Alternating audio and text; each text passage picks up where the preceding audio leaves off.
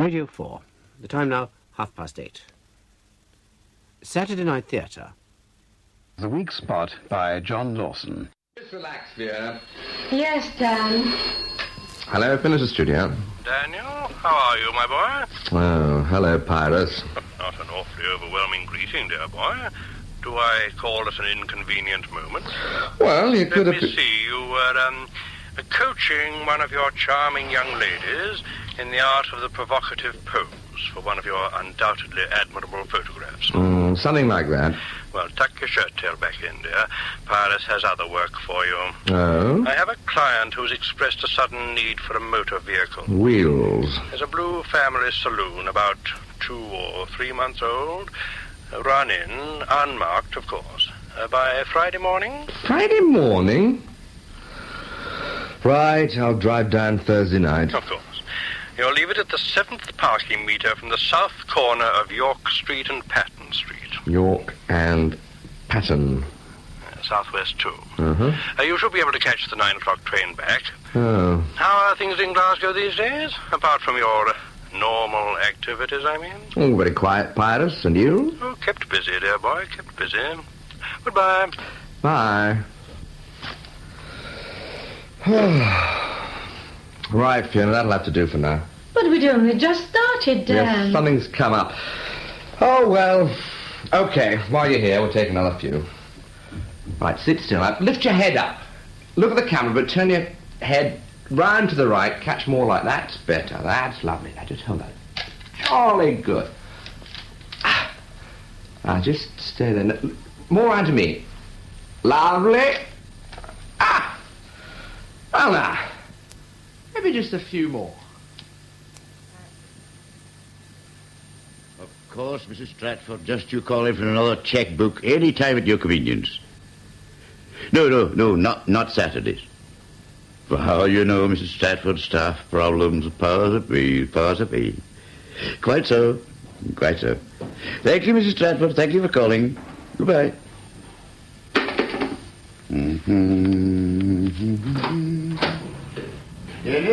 Yes, Mr. McCallum. Yes, Mr. McCallum?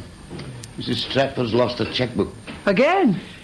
It's not for the bank to criticize its customers, Dennis. If Mrs. Stratford is less than careful, we must be doubly so. You know what to do? Yes, Mr. McCallum. I'll put a stop check notice in Mrs. Stratford's account. Good, that's all, Dennis. Thank you, Mr. McCallum. And close the door after you, Dennis. There's a lot to do. Yes, Mr. McCallum. Now. Yes. But mark the rustic haggis fed, the trembling earth resounds his tread. Clap in his willy knee a blade, he'll make it whistle. And legs and arms and heads will sned like taps of thistle.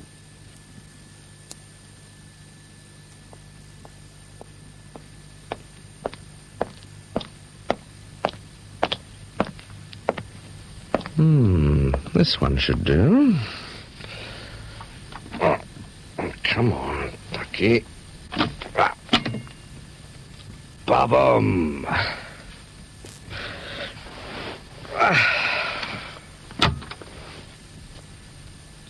Bit of joke.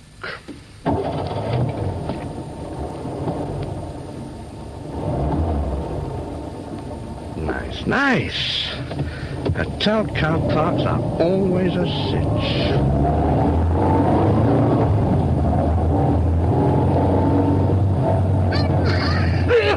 What the hell? Who are you? That's Tom Blind. Oh, that fluff made me choke. You nearly killed us. Who the hell are you? Eh? The owner told me to keep an eye on this car, so I just bumped down on the back seat. You're a liar. And drunk as well. I hear that, but... You were seeing what you could nick. You're a common thief. Well, wait a minute. Right, whose car is this? Come on, whose is it? It's McDonald. He's the manager of the hotel. And he asked a drunk like you to look after him. I'm not drunk. Tell me another. Now, who are you anyway? Come on, what's your name? Your name, come on. Archie. Archie what? Through. Look, who are you? And if you're so sure I'm a thief, how come you're keeping on driving? First policeman we see, we're stopping. Oh, look, gives a break. I mean, I didn't break in. The door wasn't locked and I haven't pinched anything. You've knocked lumps out of that gin. Well, look, it was lying in the seat. I'll get another bottle. Nobody will know.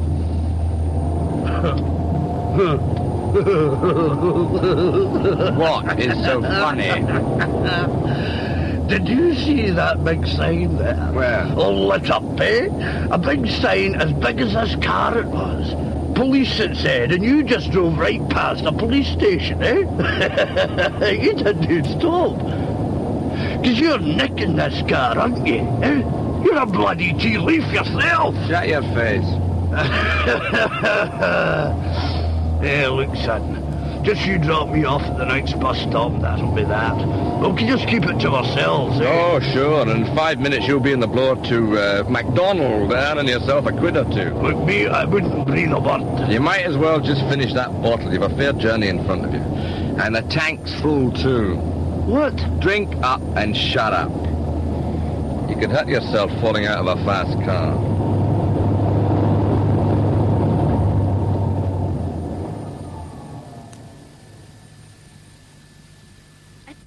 Christine, his bed's not been slept in. Oh, dear. I hope he hasn't had an accident. Oh, a fine thing. Me trying to run a respectable boarding house. My own brother stays out all night. Maybe he met some friends, Mrs. Patterson. Oh, friends? Archie Frew's everybody's friend when he gets too much drink in him. Never done this before. Oh, heat up your breakfast, Christine. No use you being late for school just because I'm drunk and full of... Maybe he'll telephone. Phone? He won't have any money to phone with. Drunken and capable, they call it. Drunken and... He's not capable, he's sober. I'll get my coat. Where are you going? Well, I'll call in and see Bill Clark. Sergeant Clark. Maybe he has Archie sleeping it off in a cell. Shame of it. Shouldn't you give him a chance, Mrs. Patterson? I mean, he may turn up at any moment. Oh, I'll turn him up when he gets home. Oh, well, maybe you're right, Christine. Finish your breakfast, you'll be late.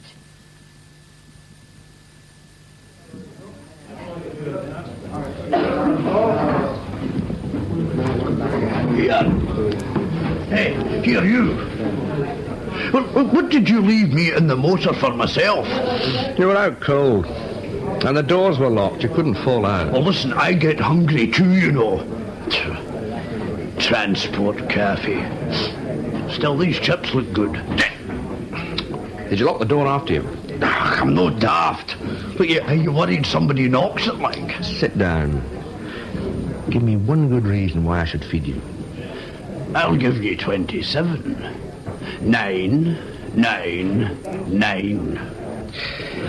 Miss. Yes? Same again for my grandfather here. Right. Here, listen, what do I call you? Dan. Well, where are we going, Dan? London? Because if that's the case, you'll have to give me my fare back. Look, I'll drop you off about 7 o'clock, some quiet place near a station. But look, it's winter out there, man. I'll freeze to death. Take the car rug. It stinks of gin anyway. Get your fingers out of there. Yeah, that's a good bit of sausage. Is this your regular line, nicking cars? No, I'm on holiday. Taking time off from being a mad strangler. You keep this up. I'll get back to work early. Huh. Well, you see, the reason I asked is, if you've got any contacts in the thieving line, well, I've got an idea. Well, Archie. One-man burglar's advice bureau. Now, look, listen, I'm serious. I've got a bit of information that could be worth a bundle, properly handled. Is that so? Here you are, love. Thanks, Fred. Anything else? Coffee, please. Tea for me, please. Right. Mark you, it would have to be done properly. What would? Well, this job I know about. I'm saying it would have to be done properly. Of course. Well, someone with your talent for feeling door handles and getting driven off hiding on the floor, well, you would want everything done just right. Meat's a bit grisly, isn't it? Listen, I'll tell you something, Danny boy. You should have checked the back seat before you drove off, that's what. What is this information, then? Well, there's not much to tell, really. Quite simple. It's just that I know a bank where I can get in at any time of the day or night. Got a spare key? No key, no. But I can get into it. And not through a door or a window or a skylight or a trapdoor. That wasn't bad. Right, let's get going. Wait a minute, I haven't had my tea yet. And how about a fag? You wouldn't like a double brandy while you're at it? Oh, has this place got a license?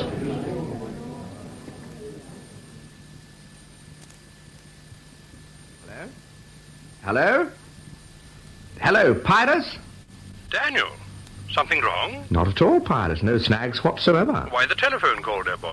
The car? Delivered. Keys in the boot as usual. Well, you should be on the train by now, accumulating those dear little bottles provided by British Railways. I've someone I want you to meet, Pyrus. Well, you know, dear boy, any friend of yours and all that. But at the moment, my social calendar is full. This friend belongs more in the financial column, not the social. Oh? Think of a bank in a smallish town. Local shops, traders, good business, steady stream of cloth caps and soft hats. Plumbers, grocers, butchers. How much cash would that kind of bank hold on a fat night? I am a teeny bit intrigued, dear boy. I think I know a way into that bank, Pirates. A bank? We are ambitious. We are interested. Strong locks, burglar alarms and bells and things notwithstanding. Not, as you say, withstanding. Uh-huh. Come and meet my new friend, Pyrus. You are such a good judge of character. Corruptible character. What's the best kind? You know my reluctance to expose myself unnecessarily to unfamiliar germs, Daniel. That's all right. The park. In 10 minutes? 15, I think. A leisurely stroll in the park, not a headlong sprint. Have you ever sprinted, Pyrus? I trust I shall never have to, dear boy. 15 minutes, then?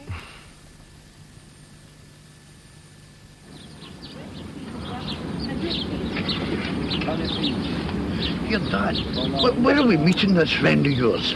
Let's have a seat on that bench, Archie. Here, listen, are you sure you can trust him? I mean, this kind of thing needs organisation. You only Shut get up, one Archie, bite. will you? We got a fag. Later. It's time now. Here, look, what's the scarf for? Don't tempt me. Eh? We'll put it over your eyes instead. Well, what's all this about, My Dad? friend wants to hear your story first before he makes up his mind, and he's a bit fussy about who sees him. Sit still. It's only a blindfold. Blind man's flaming buff. Games in the park. You play your game right, Archie boy, and you'll get lots of pennies. Aye, but how do I know him? Shut up, Archie. According to you, you're the only man in the world who knows how this job can be worked. You're losing nothing. Too late as a fag. I read somewhere you only enjoy smoke properly when you can see it, and you can't see a damn thing. Talk now, smoke later. Is he here yet? He's listening. Behind us a bit. Creeping up in the grass. Get going, Archie. Right. Where do I start? From the beginning. Oh. Right. Well, I was working with this firm of contractors, Angus Duffus they're called. I was labouring a bit, helping the brickies, anything that needed done. I can turn my hand to most things, you see. Is he listening? Go on. Where in the name of social security did you find him, dear boy? Yeah, listen, is that rain I feel? No, it is not raining, Archie. Keep going. Well, it was about 3 years ago, you see. Now, Willie Grant, he was saying he was coming down with the flu. He was the brickie on the job. Well, man, his face was as white as a lemon sole, you see. And he'd had a row with the foreman just that week, and so the foreman said he was malingering. Well, nobody would believe him. So I told Willie, away home and I'll cover for you for the rest of the afternoon. Are you still there? Go on. This is daft sitting here talking to my bloody self. You're not. He's listening, I promise you. With considerable awe. Well, Did Big Shaw the foreman no come up and ask where Willie was, you see? Well, I tell him he'd gone back to the yard because his trowel had broke, see? And Big Shaw said the bricking had better be finished that night or Willie was for the heave. What was the job, Archie? Well, it was this bank. Anyhow, they'd put in a new night safe and we were filling up an old door. Now, there wasn't much to finish, so I started filling it in. And then I found that there wasn't much cement left. But if I went back to the yard and got more cement, they would rumble that Willie had gone off, you see. So I shoved a whole lot of sand into what there was of the cement and used that to fill up the rest of the hole. Explain about the cement, Archie. Oh, is he still there? Mm-hmm. Right. Well, you see, when you're doing an outside wall, you need 1 part of cement to about 3 or 4 of sand. And then, you see, it sets like a stone. But the more sand you put in it, the weaker it gets. And I put in an awful lot of sand, see? I had to. So the bricks you laid... Aye, well, but bricks and concrete blocks, you see? I was running out of them too. Well, they're just sitting there. An angry mouse could push them in if he knew where to push. What happened after that?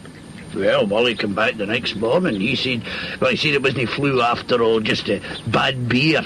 And he finished it off. And once the joiners and the painters were finished, there was nothing to see. Well, that bit of wall, it's on the lane, you see, and it's rough cast. Well, it's just the rough cast that's holding my bit together. How big is your bit? Well, big enough. Big enough for what? Oh, God, he really wants it spelt out, doesn't he? Well, it's big enough for someone to climb in.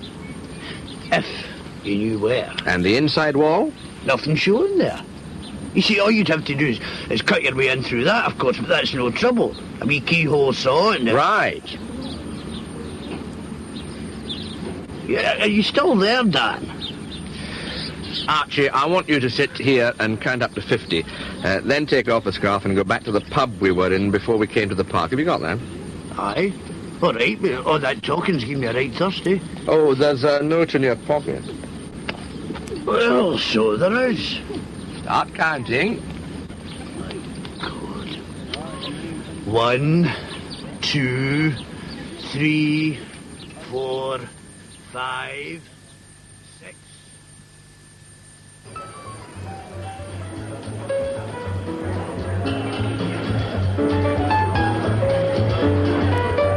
So you see, my dear, the plum just fell into my lap. Most gratifying. Someone up there must be looking after Atchison Kansas. Who is looking after me? Such a pleasure, Michaela. Such a pleasure. But we must take it step by step. I'm prepared to invest a considerable amount in this one. It is potentially... more champagne, my dear. Thank you. It'll take us a little time to prepare the ground, adjust the necessary companies, open the appropriate accounts. The commercial bank has some widely scattered branches, I'm happy to say, but you should have no trouble finding them, my dear. Oh, remember, darling, I want to change. Yes, of course. The bright butterfly into the dull moth. So we can linger here for another half hour. Your flight north is not until after 10. What a beautiful asset you are, to be sure, my dear. From you, Athelstane, that is a beautiful compliment. Do you know, my dear, I do believe I could trundle around the floor with my research expert. Shall we dance?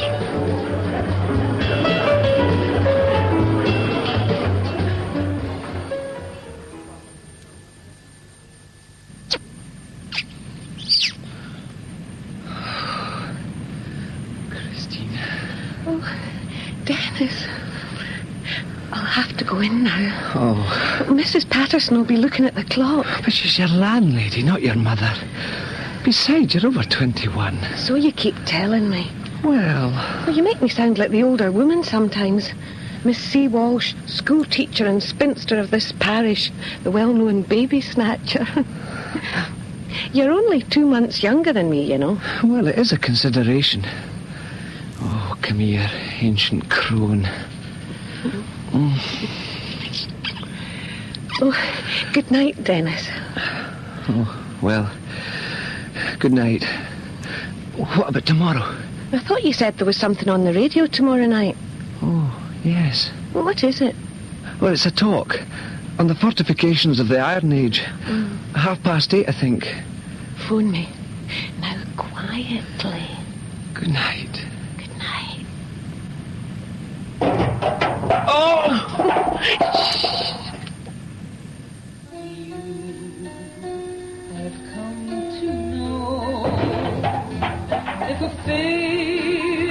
Did I hear something outside? Oh, just Christine's boyfriend. Oh, he's a nice enough boy, Mrs. Dow, but clumsy as a puppy. That was him falling over the dustbin. The other night he scattered the milk bottles.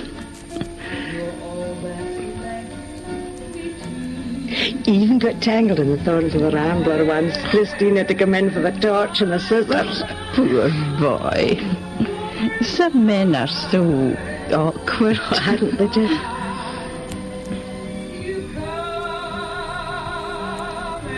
When this show's over, I'll put the kettle on. I heard that, Mrs. Patterson. Oh, hello, Christine. Hello, Mrs. Dyer. Hello, dear. I'll get the kettle. Sorry about the bin.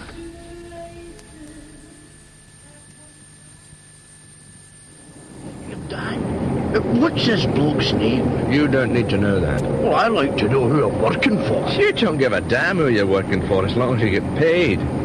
Anyway, you're working for me, Archie. I hired you like I hired this cab. Have you worked for him before then? And then? I mean, can we trust him, Dan? Trust him? This is business. As long as the cake's sliced right and we all get a bit. Aye, how much do you think we'll get? Look, Archie, I might as well tell you. I've got a nickname for him. I call him the Paper Man, and it's up to him. If he thinks your little hole in the wall can pay off, you can take it from me. We'll come out of it all right. The Paper Man? Well, that's a right funny name. Is he a sort of master criminal, then? The brain? He delivers. He knows a lot of people. He's got a lot of fingers and a lot of pies. And he foots the bills. If anyone can use your sandy cement, the Paper Man can. Well, here, there's something I forgot to tell you. What's that? But the bank, you know, the one we were talking about. Well, it'll be closing up. What? We saw these mergers and things. You see, the same bank owns 2 branches in the town now, and they'll be closing one of them soon. Well, the story goes it'll be ours. Is there anything else you've forgotten? Aye, what about expenses? If and when you have any expenses, you just let me know. But not until the job is on. If it's on. Right now, you've got your fare home and a bit extra. Aye. You know, I've always wanted to travel first class. You'll go second class, you stupid lump, and like it. You arrive home first class, and the whole town will have a story. Go home and sit tight. I'll be in touch. If you have to, tell them you met an old friend and went on the binge. They'll believe that. Forgetting this bit. Fair fire on his son's face, great chief to know the pudding race. A bin the more you take your place, pains, tripe or thairm. Weel are you worthy o' a grace as lang's my air. All I can say is you're lucky you didn't crawl home to find your room taken. I did not crawl. I was stone cold. You wouldn't let in my room, would you, Elsie? As it happens, a lady called. And I've given her the room at the end of the passage. Well away from your drunken snoring. I told you I was not drunk. Where were you then? Well, I told you I met an old friend who I haven't seen for years and he asked me to stay, so I did. Huh? Anyway, I don't have to explain to you. I'm over 21, you know. I know. Twice over it. Who's your new lodger, then? She's a... If I've told you once, I've told you 100 times. They're guests. And you can dry the dishes instead of standing there with your hands in your pockets. Right. Well, who is your new guest, then? A very nice lady. She likes budgies, too. Mrs. Dow's her name. And she's doing an awful nice thing. Oh? Before she lost her husband, they spent a holiday touring out this way. which is now retracing their footsteps. Oh, not in a morbid way. It was a blessed release. But a nice, sentimental journey. Such a gentle, quiet woman. How long is she staying? Oh, just for a few days. And you mind your manners. She's not a rich widow by any chance. Now, Archie Frew. Oh, you clumsy creature. Oh, I'm sorry, Elsie. I have an appropriate title for this project, Daniel. I think you'll like it. Operation Weak Spot. Nice. I should like you to look at these. Department of the Environment. Yes, the official letterhead. I particularly like the motto on the crest, in defense. Yes. You are a photographer who's been contracted to take pictures of various interesting buildings in the town in connection with a preliminary survey being carried out by the department. Nice. This is a letter confirming the request with a list of the buildings you're expected to photograph. Donald McIntosh. That's me. Indeed. As is customary practice in government departments, the signature is illegible, although the initials in the reference are authentic. This is actually part of the statutory list of buildings of architectural or historic interest thoughtfully prepared by the authorities and available at local council offices. Do I need to know about the history and things? You are an ignorant photographer, a mere tool of the cultured classes, Daniel. Oh, I'm glad of that. I have spent a considerable amount of my precious time reading about the utterly boring social life of the town. From the back copies of local newspapers, one can build up a horrifying mass of seemingly useless knowledge. Where did you get the local papers from? This country possesses the most magnificent and the most obsessive system of libraries in the world. You amaze me. Present at the last dinner dance at the Commercial Bank was a young gentleman by the name of Dennis Mall. On the committee of the town's local history society sits proudly one Dennis Mall. Dennis, our historical Dennis, is employed at the bank with the weak spot. Dennis Mall. When you arrive, endeavour to telephone the bank when the manager, Mr. McCallum, is out. Mr. Mall will answer the telephone. The rest is up to you, Mr. McIntosh.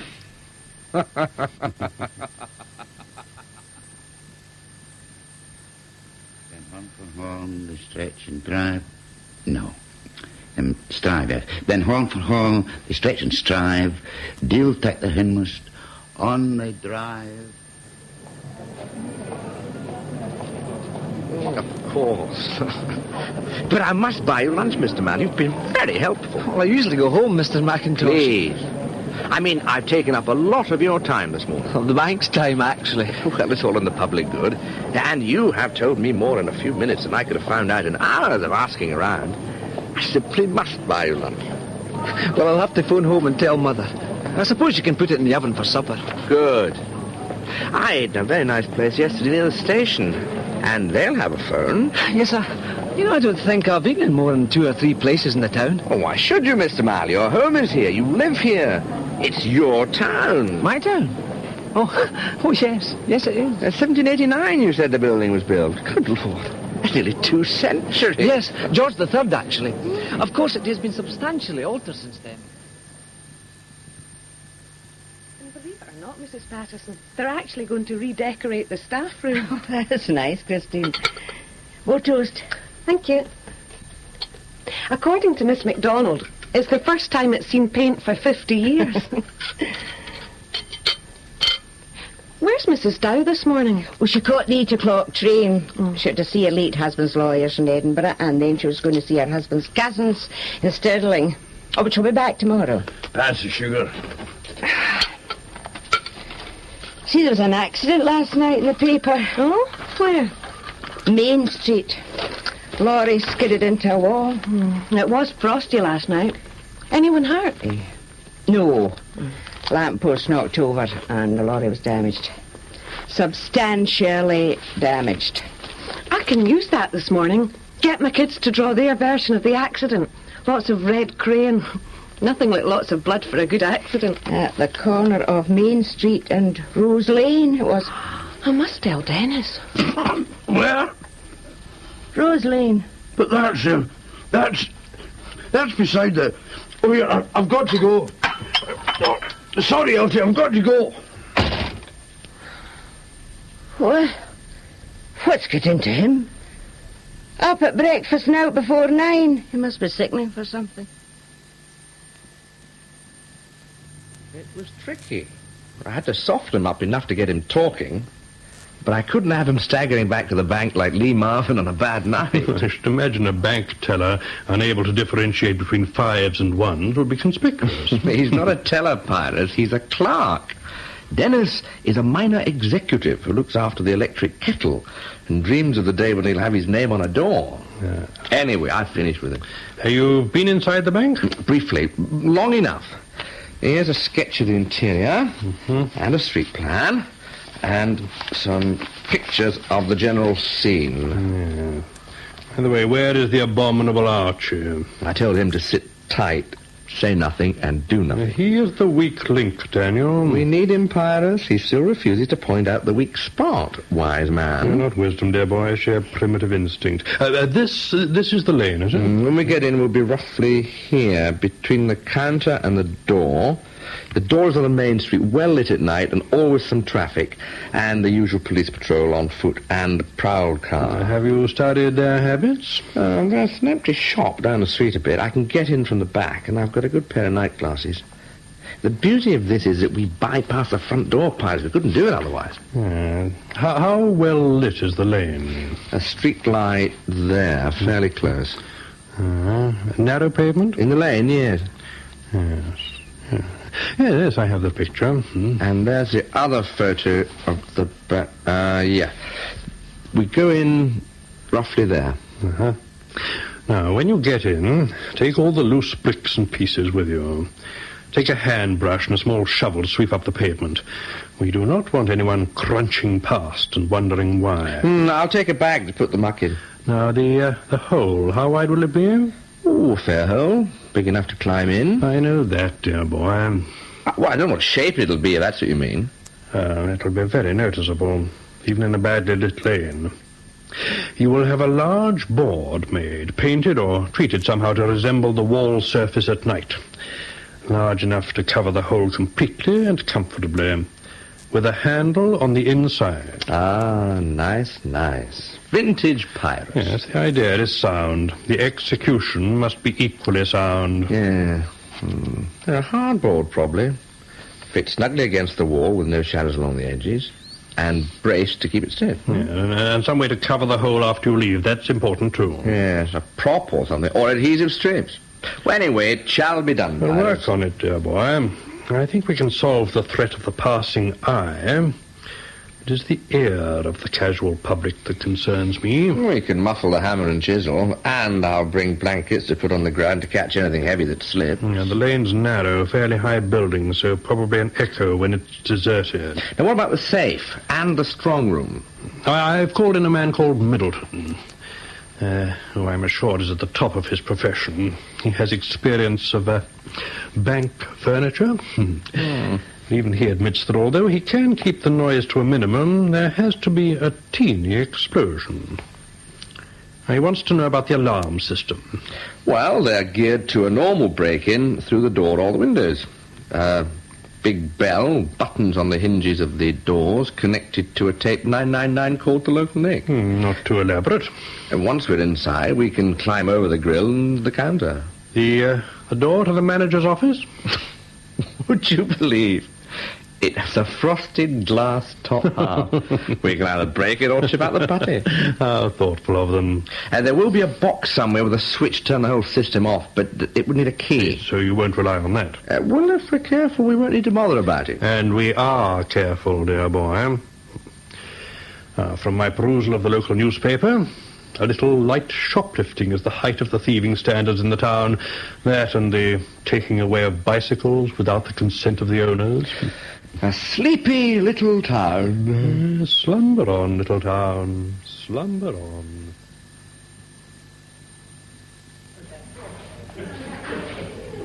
Good afternoon, Mr. McIntosh. Good afternoon, Mr. Mal. I brought the box along. You are sure this is all right? Oh, of course, Mr. McIntosh. Just slide it across.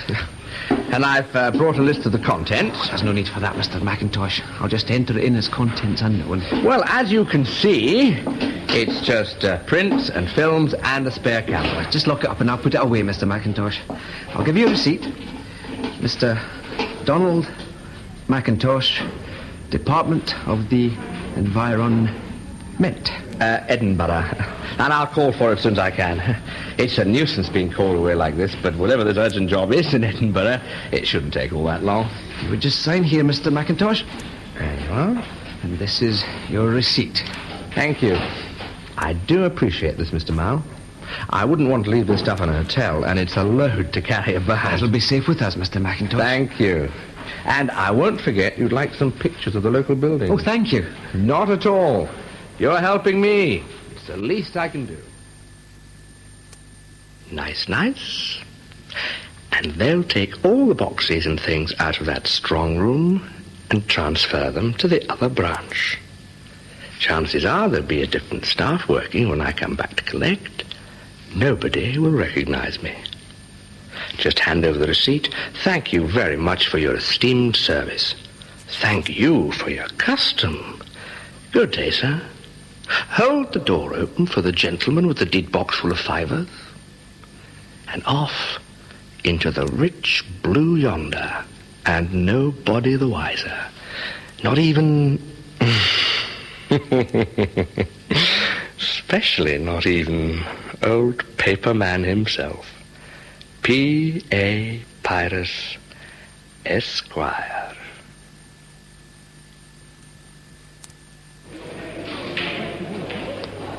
Right, Archie, I'm in a good mood. You may break. What? Oh, aye.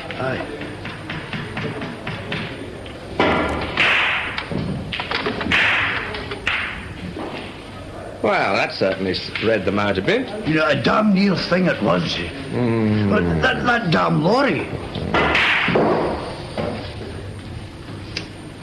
Blue, I think. You know, another 6 feet and it would have hit the side of the bank. And if it had hit the loose bricks, well, it would have ended up parked right on top of the counter. But it didn't, Archie. It didn't. 6 and 1 is 7. When you loosened it up, though, the rough cast's all cracked. Will they repair it, do you think? Oh, I doubt it. I mean, they're shutting the place at the end of the month, Dan. If we're removing, there's not much time. Patience, Archie. It's just like snooker. Oh, by the way, I'm on the black now. Size things up, and then... no mistake.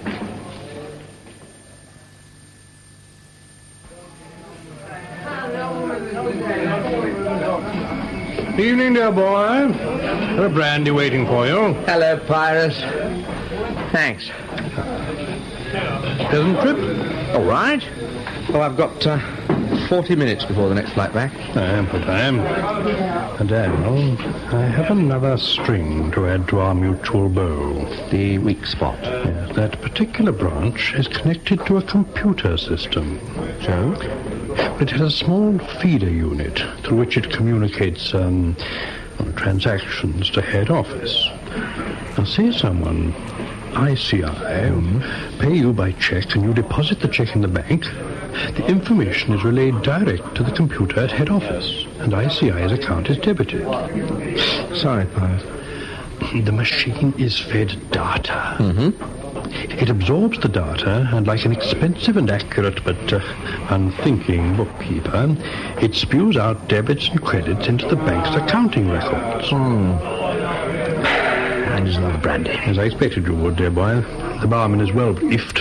Give me this bookkeeping thing again. But the point is, Daniel, that totally fictitious information could be fed into the computer, and it would take a little time before the fiction was discovered. Thank God for the human element, as we say. 2 brandy, sir. Hi, thank you. Again in 5 minutes, if you would. Right you are, sir.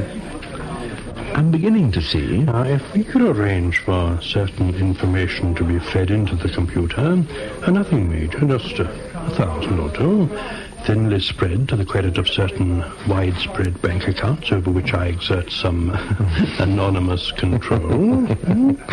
Got it. Nice. And you withdraw the cash before they find out. Something of that order, dear boy. I believe one should seek to benefit from the technological advances of our age. How much? Oh, nothing too ambitious. Large amounts might, well, indeed they would, arouse suspicion. There should be enough to cover our expenses. Say, 10,000? Approximately. Split? Well, just you and I, dear boy. No need to complicate the lives of simpler, less astute folk. Yes, and how do I work this thing? We shall have to bring in an expert. It's not the kind of teach-yourself subject one can grasp in a few hours. But you happen to have an expert in mind. That's true, in fact. The branch is linked to head office by telephone and involves a complicated system of numbers. Now, I have someone who can accomplish that link, and a second pair of hands to ply the electronic gadgets with the necessary information. True. Listen, they'll have to come in with us. Where you can go, dear boy, others can follow. That's the risk. And to the rewards, Daniel. This computer thing, it works at night. So I believe. Computers do not slumber, but they can be switched off. And switched on again by a specialist. Here's the telephone number of the telephone gentleman. Right. His name, for our purposes at least, is James. He was at one time an employee of the post office, or the GPO as it was then. And the computer bloke? I'm in process of arranging that. Right. So, 5 of us go in. A computer man, a telephone man, Archie, Middleton a safe. You meet him on the night. And me to supervise and pack the bag. How's the night traffic along the street in front of the bank? Any heavy lorries? No, it's a bypass, just private cars at night. During the day there are lorries and vans delivering, but nothing big after about, 6 o'clock. Should have liked something to cover the sound of the safe being opened. It's not a dance hall nearby, perhaps? The disco is streets away, unfortunately. But there's a hotel just across the lane, and it has a restaurant on the first floor. Overlooking the bank? Yeah. And do they do what is popularly known as function? Well, I'll find out. We're looking for a dance with electric guitars or accordions and drums. Yes, and look into it, dear boy. A sound barrier, in fact. Drink up. We have time before your return flight to go over everything again, have we not? Fingleter, the flying yo-yo. As we may experience some turbulence, passengers are advised to remain in their seats with their safety belts fastened. Chinese nursery rhymes. Sorry? Well, I always think that these announcements on planes sound like Chinese nursery rhymes. Sing-song, soothing, and meaningless. Oh. Not that I've ever heard a Chinese nursery rhyme, of course. But that's what I imagine it will sound like. Yes. Never been further than Sorrento. Anyway. Still, it's the way to travel. Yes. You want something to read? I have a briefcase full of books here. Mostly good, solid second-year reading. You're a teacher. The schoolmaster of infinite experience. If I had insomnia, I'd write my autobiography. 30 years of nicotine and kids. The master's story. The master of what, I ask you? I teach English. Chaucer to boys whose future reading will be restricted to the sports or the financial pages of newspapers. Excuse me. One of the perks of a delayed flight is the chance to take an extra fuel at the bar. Yes. Mind you, it's an advantage not being able to tell the difference between an air pocket and a whiskey belch. Are you sure you don't want something to read? Look here. Try this. What is it? Buns. Rubber buns. Rand 10 rub. Oh. They're having a bun supper at the school, as usual this year. Haggis and orange juice. Would you credit it? Orange juice. Symbol of the Protestant Church of Scotland ethic. And the bloody bagpipes as well. An ill wind that nobody blows good, as some American put. Oh, there's a good one on page 72. What? Cumnock Sound. More famous for its humor than its delicacies, that's right.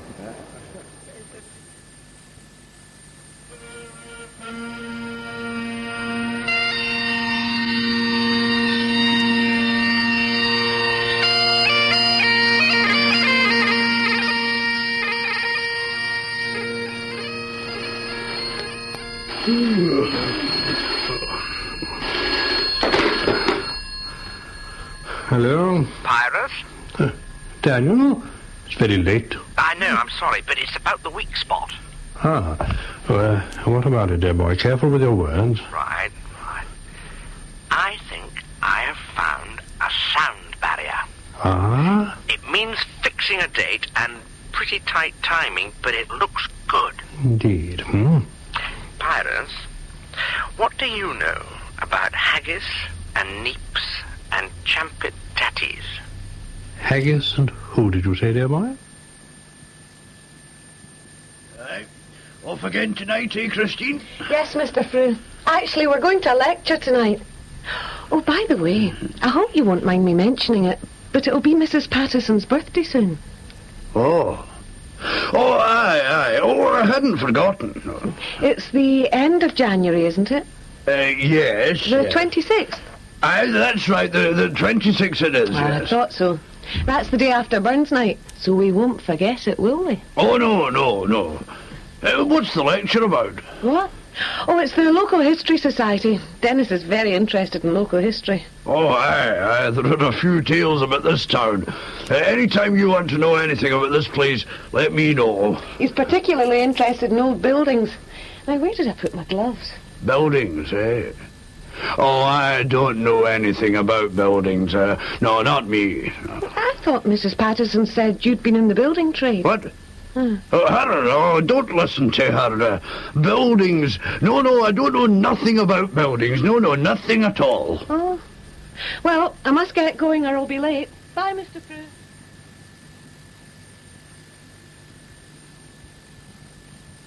Now, I have your letter beside me. I feel I really know your little town, darling. I miss you. And I miss you. Not long now. How are your financial arrangements? The ground has been prepared. Your Mr. Frew is nervous. He is not my Mr. Frew. Not attracting too much attention, I hope. No. He doesn't suspect? Why should he, darling? Just a few more days. Daniel has been told all he needs to know. Sunshine and blue water. And you. Now call me if anything arises. Anything at all, remember? Of course, darling. Hello, this is James here. This is Dan.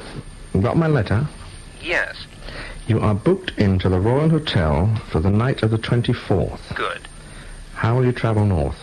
By car? Fine. Arrive when it's dark and put your car away. Someone might notice your London registration. Quite. You're careful, Dan. Anything else you need?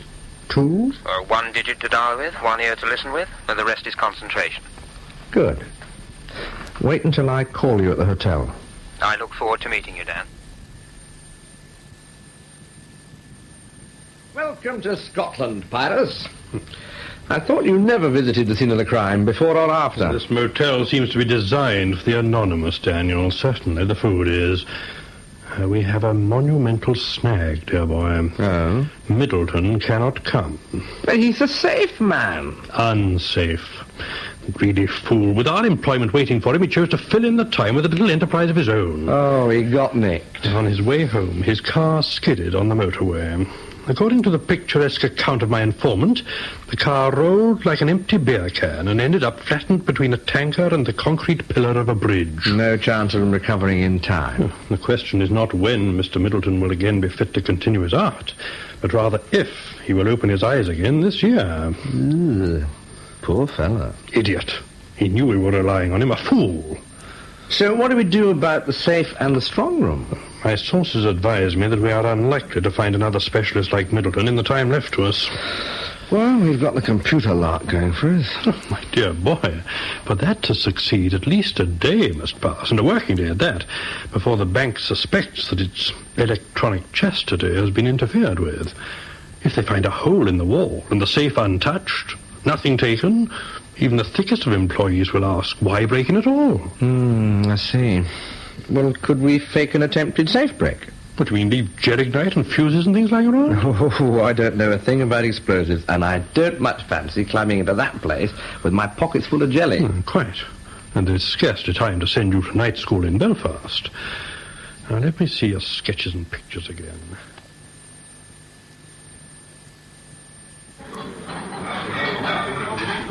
Never mind. It'll come to her, too. Oh, they don't make cream cakes like they used to. It's these polyunsaturates. No, it's the cows. They're not the same. Cholesterol. That's the trouble. They look the same. Brown and white, black and white. All swishing tails and things. And the sodium glutamate. The inside, milk machines. Just milk machines, no character. Cows today. I didn't know you ever lived in the country. Do you want that one with the cherry? No, you have it. I'll try that. Chocolate. Daniel, what in God's name is this place? There's a table by the window. Only in the name of art would I be seen dead in this post-menopausal canteen. Come on. Excuse me. My apologies, madam. Daniel, do you realize that I would be less conspicuous standing stark naked in the refectory of a nunnery? It was your idea to come, Pirates. You said you wanted to see the layout for yourself. Yes. I should like some Russian tea with fresh lemon and a little clarified honey, not sugar. Do you understand? Eh? 2 teas, please, miss. Biscuits or anything? Oh, God forbid. No, thank you. Thank the Lord I have my cognac with me. You flash that silver flask of yours, Pirates, and you will be remembered here for the rest of the year. Oh. Look out the window. Take your mind off it. Do you see that building across the lane? Do you know it is Georgian? Built in 1789. Poor devil, see him out his trash, as feckless as a withered rash, his spindle shank a good whip lash.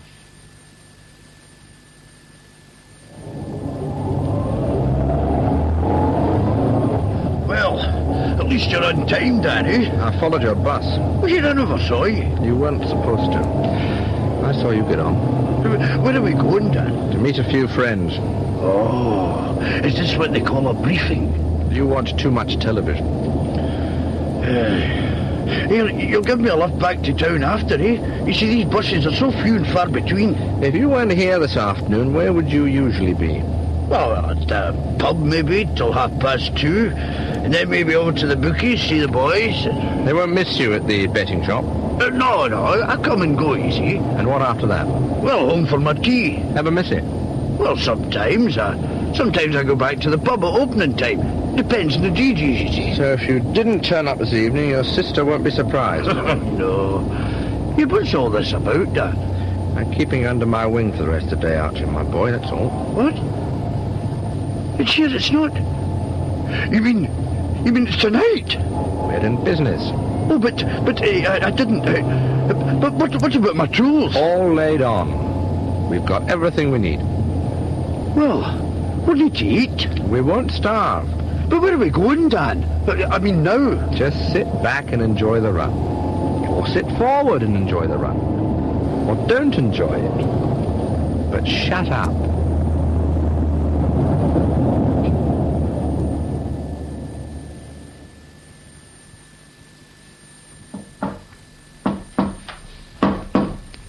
Here, who's that? Sit still.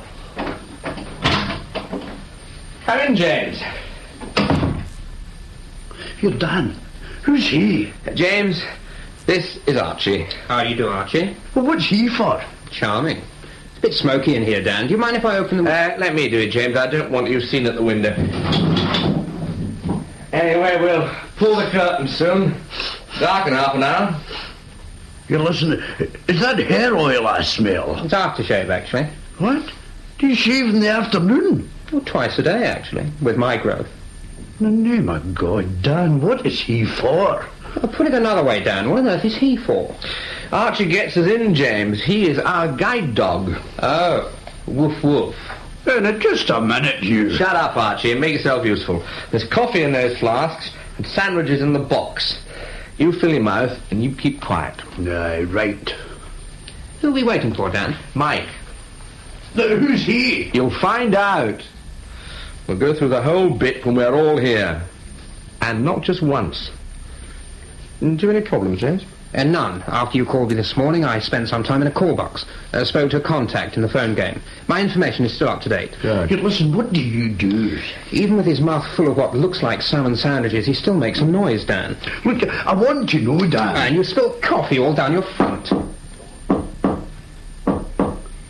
Who's that now? Just a minute. Good evening, Mike. Mike, this is James. How do you do, James? How do you do, Mike? And this is Archie. Afternoon, Mr. Frew. Aye, hello. Here, listen, don't I know you? Well, you see, I know your face, but, here, Dan, what's he for? Time to pull the curtains, I think. Good. I'll be glad to get these off. Here, let me take your coat. Well, here, listen, see me through your bonnet. Oh, my God, that's... Very good. I thought you were female. I have an awareness about such things. But you're A grey wig, spectacles, and a skirt below my knees. Mr. Frew. Mrs. Dow. My God, it's a Wonder Woman. But... I don't quite understand this, Dan, but at least Mike has managed to do what we could not. Silence Archie. Now, Mike's a specialist too, James. Computers. Now, let's get down to it, shall we? Step by step. Good gloves, Dan. Surgical rubber, no less. Keep your lily-white hands nice and clean, hey? We all wear gloves, Archie. Look, the bricks will wear a hole in them in the first minute. Wear these for the heavy work. Now that's better. Good, thick stuff. They suit you. I'll need light to work by inside, Daniel. Here, try this hat on. What on earth? It looks like a miner's lamp. Yeah, something like. And we'll be taking a big, heavy blanket to drape over you and the machine. It'll be a bit warm, but we can't have any spare light spraying about. Sit on the floor, Archie. What? Go on. Sit on the floor, beside that chair. But what for? Go on. Right. Now, this is the shutter. Now reach over the chair. Pretend you're leaning through the hole. And get hold of the handle of the shutter. That's it. Good. Now, pull it upright against the chair. Splendid. It's not too heavy. Archie's a big, strong man. Okay, Archie, you got a hang of it? There. How's that? Fine. That's good. That's easy. Hey, look, I can even hold out with one hand. Both hands, Archie, and all the time. Right. Now, that is the exact colour and texture of the wall from 3 feet. Nobody will look twice at it. No loose change in the pockets, no rattling boxes of matches. Better not take your handbag, James. When you're swinging that hammer, Archie, remember to keep your head in the way. I'll cut it out, you two. Rubber soles, dark clothes.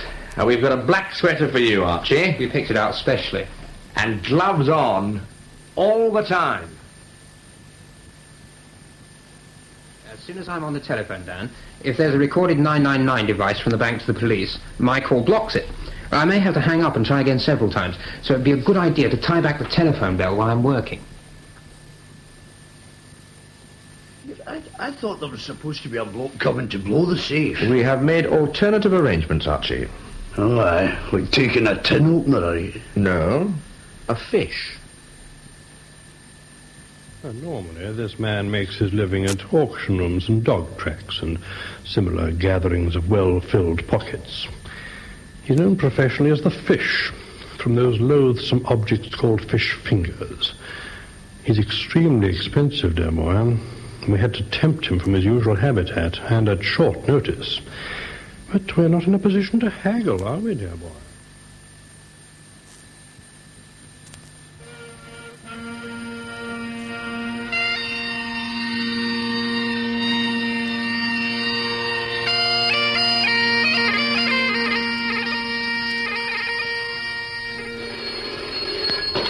Hello, North Street Police Station. Well, hello. Is that the police? Aye, it's the police station.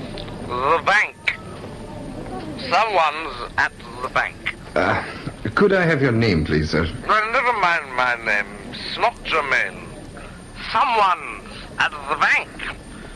The bank on Main Street. Sir, there are 4 banks on Main Street. No! Rather. Well, is, the commercial bank.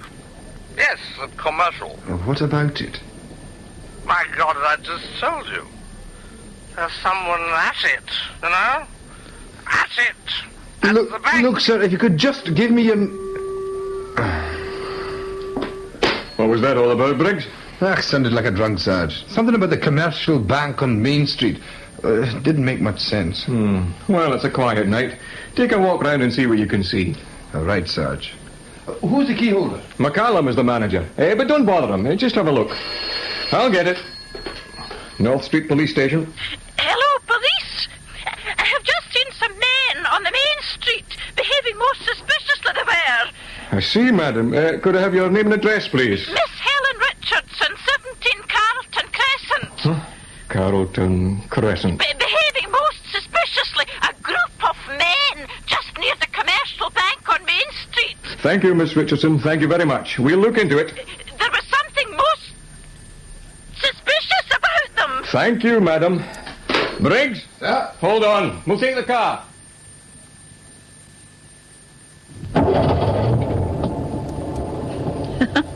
They fell for it. That should do it, then. How long, do you think? Oh, by the time they pick Callum up at the hotel, drive him home for his keys and back to the bank. Oh, good half hour, I should think. I'll drop you at the other car meanwhile. And I can keep James and Archie from eating each other. Yes. Listen, do you think they'll check on Miss Richardson? Oh, I doubt it, Daniel. She's definitely away from home anyway. I checked on Mrs. Patterson's boarding house gossip. Well, now it's all up to our pickpocket friend.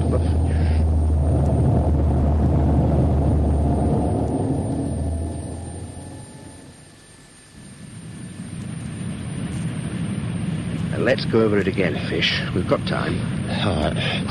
Down the lane, into the hotel by the side door. There's a staircase just inside. I go up there. There's a ladder at the top of the stairs. I go in the lab, lock the door, wait for you. At least I'll have somewhere to sit. All right. Okay, and then I come in. Then out I go.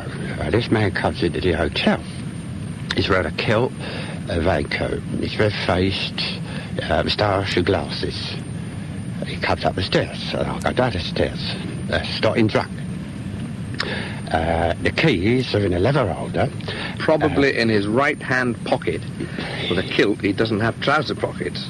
Well, if he's got a bit of sporran, I'm in dead trouble. I never dipped a sporran before. On you go, Fish. Well, I asked him for a light, block the stairs and pester him. When I got the keys, I say, enjoy your supper. And if you don't get them? I dare say, hope your haggis is okay. No, either way, I let him go up the stairs. And either way, I'll get paid. Right. Supper, you've got them. Haggis, you haven't. I'll go out the door, wait for you. You get the keys, or you don't. Either way, I'm on that 9 o'clock bus out. Right. Right? If I don't get him, you're waiting for him in your cars. You know, I don't want to know about that bit. I'm not fussy about that bit myself.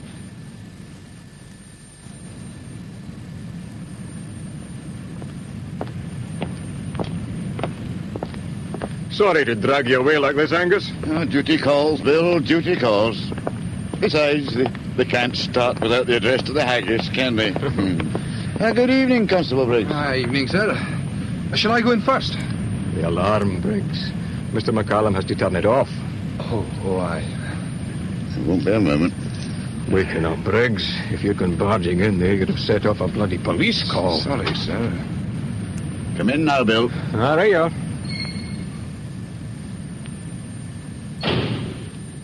There go the lights. Quick look round the public office. Into the back. The manager's office. Check the windows. The safe. The sprung room. Shake of the head. All clear. False alarm. Smile. Still, you can't be too careful. And out again. McCallum will be keen to get back to the hotel. Right. I'm off, Mike. And Archie, don't you move till Mike tells you. All right, James? Fine, Dan.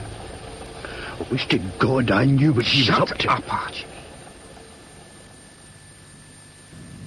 Well, Angus, false alarm. Still, we can't be too careful. No, it didn't take long, Bill. Good night. Hey, Angus, your keys. Yes? Oh, they're safe enough for me, Bill. Good night. Good night.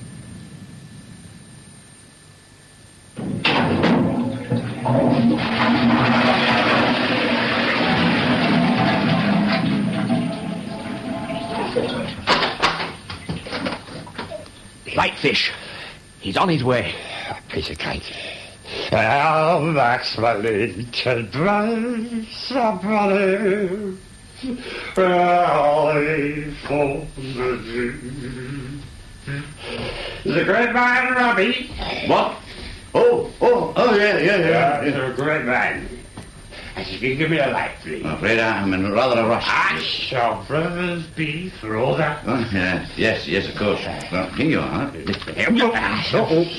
Steady, old man, steady. It's not much room at these stairs. There you are. That's it. A great man. Robbie. Indeed he was. Thank you very much, thank you. Not at all. Are you coming to the Burns dinner? Oh, yeah. But you enjoy your supper.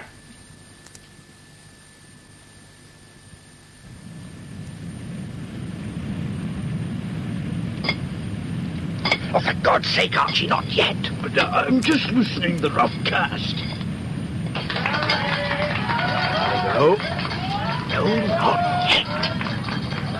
Look, they're making a fair din. They'll make more yet. With the curtains drawn, no one will move till I open the windows. Here, what if somebody looks out? Get ready.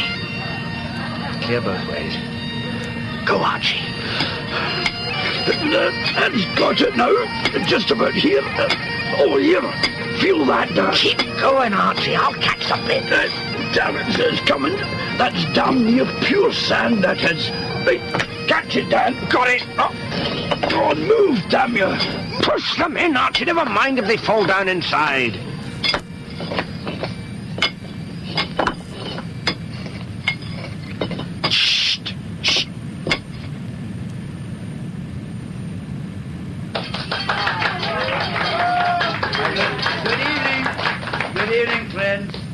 That's McCallum doing his bit now. Gently, Archie, gently.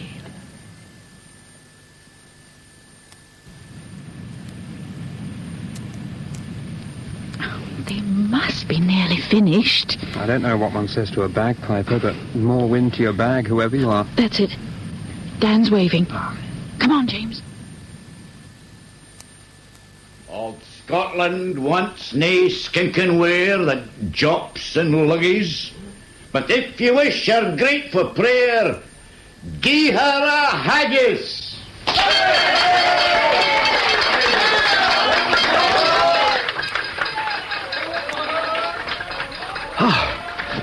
Right, thanks. Right, Archie. Pull the rope now. It's coming. It's like a drawbridge, isn't it? Right, I've got the handle. It's working beautifully, Dan. Congratulations. Right, got it, Archie? Aye. hold it firm against the hole. You're sure it's all right outside? The pavement's clean and that shutter is an exact match to the wall. Well, we're in, folks. Make yourself comfortable, Archie, and hold it exactly as it is. Aye. Right. Mike, James, I'll get the alarm. You wait here. Listen, how long will you like to be? Not long, Archie. You're doing fine. Okay. This way. James, phone's on the desk. Mike, the machine. They've taken out the plug, Dan. Where's the socket? Swing your torch round the skirting. There it is. Do you need light, James? There's enough. Here goes. Wait, James. The bell. Sorry, Dan. Go and find it. Right. You okay, Mike? Yes. Yes, it's on. Give me the hat, Daniel. Right. And the blanket. Good. Daniel, it's a different kind. The machine. I'll have to look it over. Plenty of time, Mike. Right, try the light. Okay, not a chink. Here we go. And try and keep it as quiet as you can. I'm for the safe in the strong room. You... Don! Oh. Don! Shut up, Archie. I'm coming. What is it, man? Oh, Dan, I'm glad you're here. Keep the shutter closed, will you? Here, listen, this shutter thing, now, is it painted in watercolours? Why? Well, a wee dog just came along and, like, cocked its leg. Maybe the paint will run, you see. Archie, I swear... Now, you just keep it tight and snug against the hole, will you? Oh, my God, it's the alarm. It's not the alarm, it's switched off. Well, it's James on the phone. It's a hell of a noise, anyhow. It just sounds loud to you, no one will hear it. But keep that hole closed, will you, and your mouth while you're at it.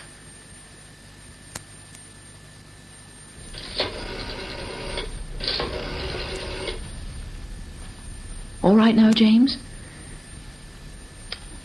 That's it, Mike. We're through. Connected. Under you go.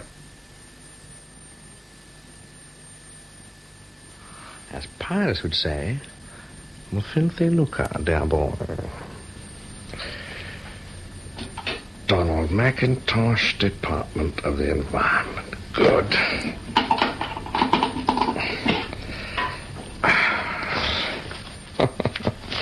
Thank you, Mr. Mao. I've tried Miss Richardson 3 times, Sarge. There's no reply. Take the car, Briggs. Go over to Carlton Crescent. Try her house. If she isn't in, try the neighbours. You think somebody gave her a name, Sarge? I'm sure they did, but I don't know why. And how did they know she wouldn't be at home?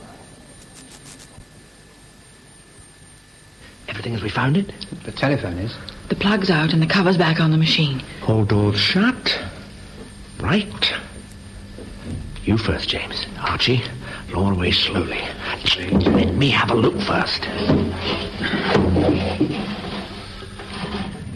Right, James. I'll hand you a bag once you're out. Right, me next. Mike, next. Thank you. On you go, Mike. Good. And a bag for you. Right, off you go, you two. Me now. Let them get clear, Archie. There's no rush. Look, I want out of here. Will you let go? Where are your gloves? The heavy ones. Oh, we can leave them behind. You stupid idiot. Your prints will be all over them on the outside. Oh, aye. Stuff them into your pocket. Right, now go. Once you're through, you've a bag to carry. A pleasure. Right, Dan. Okay. Here. Dan, the car. What car? Our car. What about it? And keep your voice down. Somebody's parked right in front of it. It's boxed in. We'll never get down, Archie. We'll leave it, that's all. But how will we get away? We've got spare wheels, Archie. Don't you worry. It just means a wee walk, that's all. But just grab this bag and walk up the lane slowly. Find a doorway and wait for me. I've the alarm to switch on again. Look, somebody will see me. I can't walk with that bag. Somebody will see. Oh, right. Go across the lane and wait inside the hotel door. On you go. Now.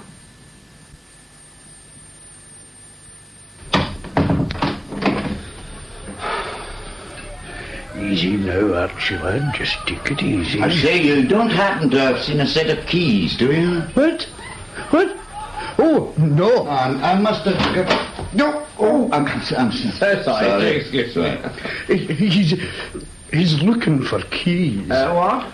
Keys. Afraid I seem to have mislaid some rather important keys. Keys, eh? A bunch of keys in a black leather key holder. What? Yes. How did you know? Will these be them? My goodness. Yes, these are mine. This is your lucky night. I was just walking along the lane, and I saw something gleaming in the gutter. Oh, thank you. I must have dropped them. I was going to phone the police and report it. They look rather important. Shop keys, maybe? Rather more important, I'd say. They belong to the bank. The bank? Well, I mean, sir, nothing personal, but how do I know you should get them? I mean, wouldn't it be proper if we went to the police and got an official... No. No need for that, really. I mean, I look, here's my driver's license. My name's McCallum, Angus McCallum. I'm the manager of the bank. You know, everybody knows me. I mean, they don't need...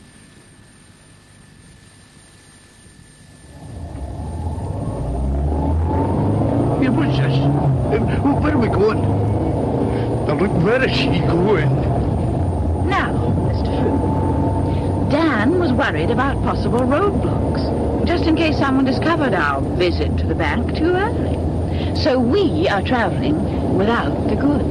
I bet Dan's got the cash in his car. No, he won't, Mr. Frew. And don't worry about your remuneration for the evening. I have that right here.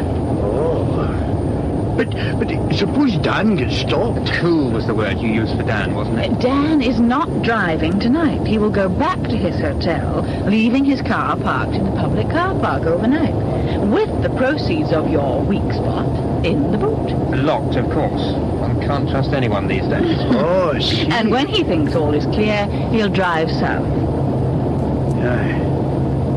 Wait a minute, you're going the wrong way. I live at the other end of town. No, Mr. Frew. You didn't think we'd leave you to toddle off to your little thatched cottage with a fistful of notes in your mouth hanging open. But I thought Dan has booked you into a nice wee pub he knows off the motorway. You can drink yourself stupid there. With your accent, no one will understand a word you say anyway.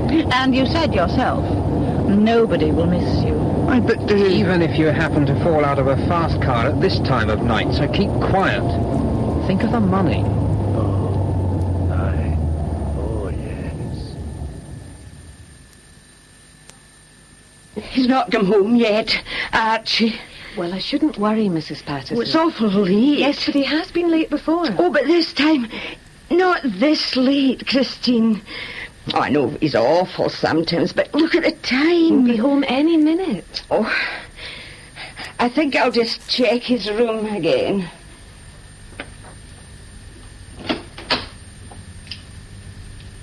No. Well? Here. What's this? What? It's his old suitcase. What's that doing out?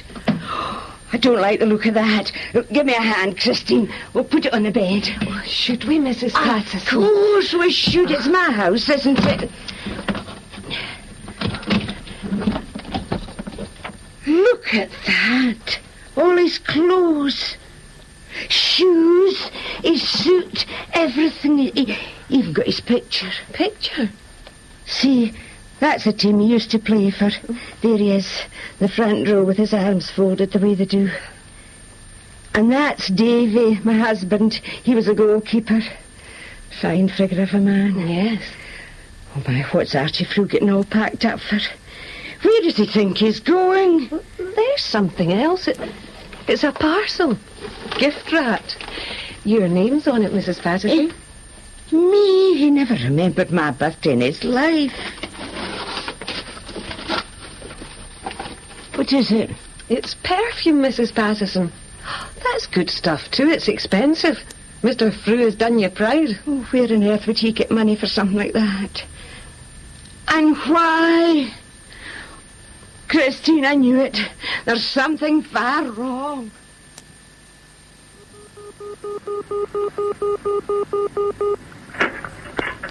Hello? Hello? Pyrus, Dan here. Oh, morning, Daniel. Is all well? The car's gone, Pyrus. Car, Daniel? The one I planked the stuff in the car park. It's been pinched. Are you quite certain? Of course I'm bloody certain. So I locked the luggage in the boot last night, as agreed, in the car park, like I said I would, and now some thieving... You are positive it has been stolen, not taken in error by somebody? Not a chance. Some blasted amateur joyrider has nicked it. Now he's telling about the bidding countries over that stuff in the boot. The car was rented, was it not? Of course. Well, there's no chance of it being traced to us, Pyrus. To you, Daniel? Well, to me, then. But I can't very well barge into the local police station and report a theft of a car, can I? Under the circumstances, I think not. Bloody thieves.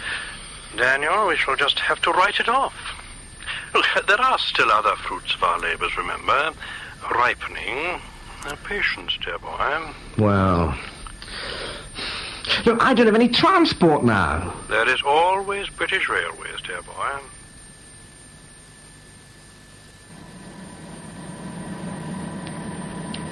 I was wondering, Athelstane, what is the difference between a first-class cabin and an ordinary one? I shouldn't concern yourself with such things, Michaela. If you insist, I am sure you could visit the lower regions sometime during the voyage.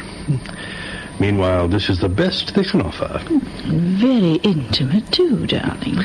Where's the bell? I want a newspaper. We can do without the outside world, darling. Just in case there's something about our little northern venture. Daniel. And Co.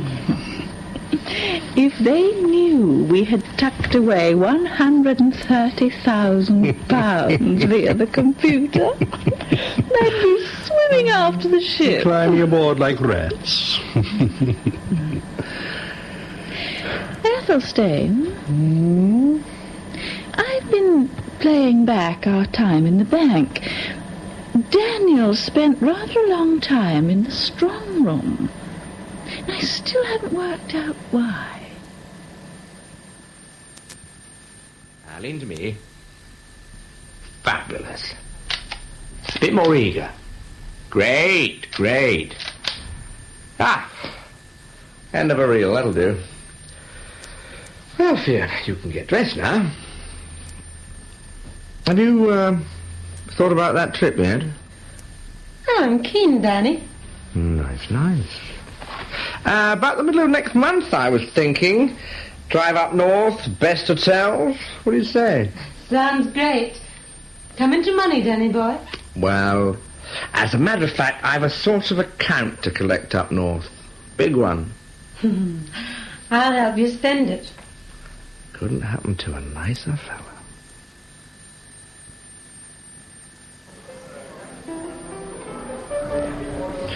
I think we shall try the 52 Burgundies tonight, Michaela.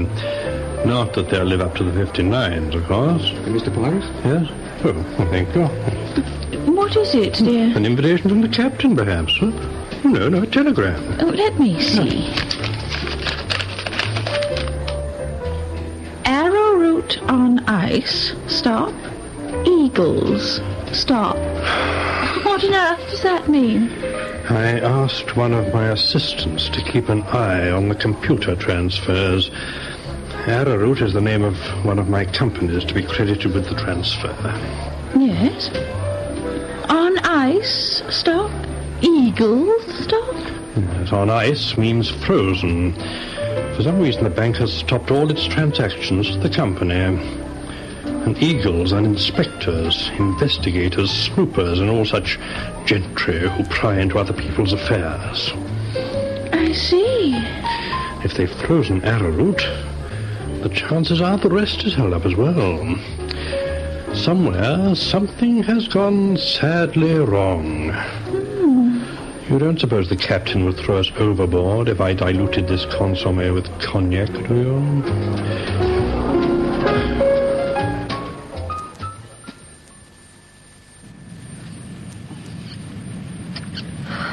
Dennis. Oh, Christine, don't go in yet.